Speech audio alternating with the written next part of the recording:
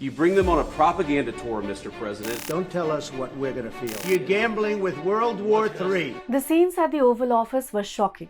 What transpired between two world leaders had never been witnessed before, and hopefully will never again. It was a fiasco to say the least. The disagreements between Donald Trump and Zelensky marked one of the most explosive public exchanges in recent diplomatic history.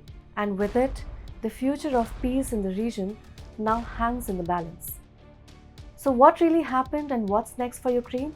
Let's understand. Although the two leaders managed to maintain a relatively cordial tone for the first 40 minutes of their meeting, the conversation changed abruptly. Vice President J.D. Vance was the first to escalate tensions, calling Zelensky ungrateful after he questioned Vance's push for diplomacy with Moscow. Talking about the kind of diplomacy that's going to end the destruction of your country. Yes, but if you are Mr. not President, strong... Mr. President, with respect, I think it's disrespectful for you to come into the Oval Office and try to litigate this in front of the American media. Right now, you guys are going around and forcing conscripts to the front lines because you have manpower problems. Zelensky, visibly frustrated, responded, asking if Vance had ever been to Ukraine. You should be thanking the President for trying to bring an end to this conflict. Have you ever been to Ukraine that you say what problems we have?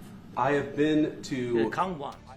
This triggered further tension with accusations of propaganda tours.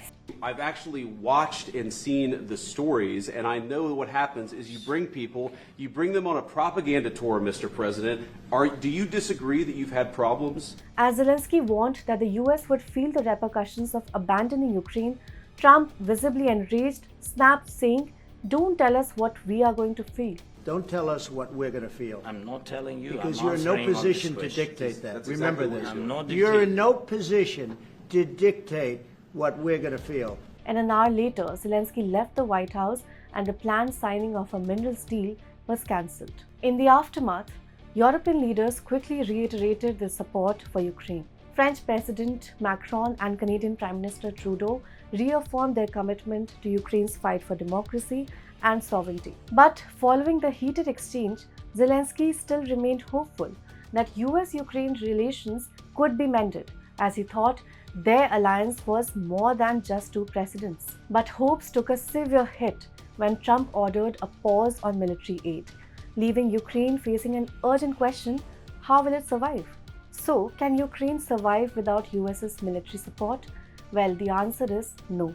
Ukrainian officials, including Zelensky, have made it clear that Ukraine's chance of surviving this war diminished drastically without US's support. And critics say without US's aid, Ukraine would likely collapse within months, and European nations cannot fill the void. So what's the prudent move for Ukraine now?